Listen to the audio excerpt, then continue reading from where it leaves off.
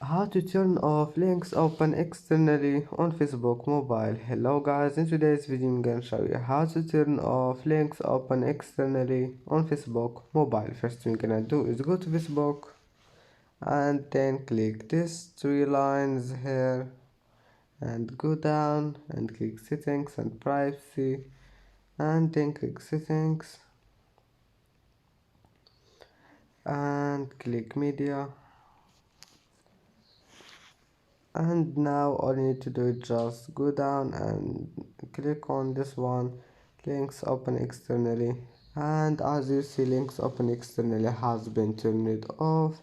And that's how to turn off links open externally on Facebook Mobile. And that's it for today's video. If you like this video, please don't forget like and don't forget subscribe, and see you in the next video.